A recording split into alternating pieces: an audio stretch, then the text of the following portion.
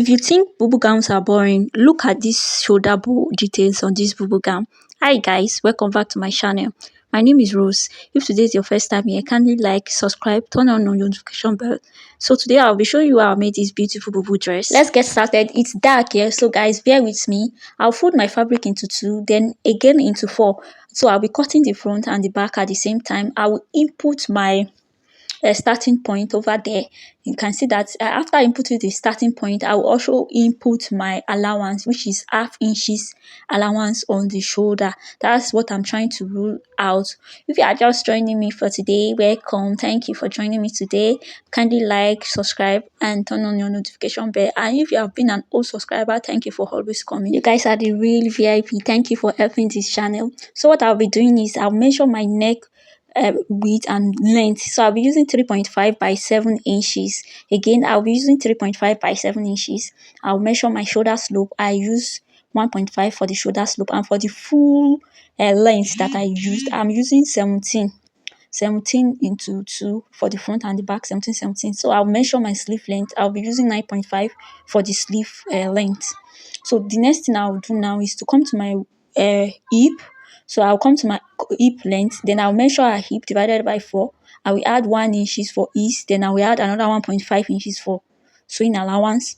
And after doing that, I'll go to the down side of the cloth. The down, I'm using 40 inches length there. So I'll come to the down, measure the same thing on the hip there. So I'll come to the upper side. I'll measure the same measurements that I'm using for the down. I'll use the measurement all the way down. Then I'll come to my neckline, and I'll also measure the neckline again, which is 7 by 3.5. So I'll go up to the shoulder slope, and I will add my ½ inch sewing allowance to the shoulder slope at the upper side. So guys, don't forget to like, subscribe, and drop your comments so that YouTube is going to push my video to a larger audience that this video might be helpful to. Thank you for helping this channel. So the next thing I'll do now is for me to cut out everything. So this is what I'll do. This is the front and the back. I cut the same thing for it. I will also cut an interfacing for both the front and the back, and I will use a paper stay on the interfacing. I will also cut a pocket. The pocket is, I measure I waist and I notch it, then I cut a pocket, and the pocket will be starting from that waist measure.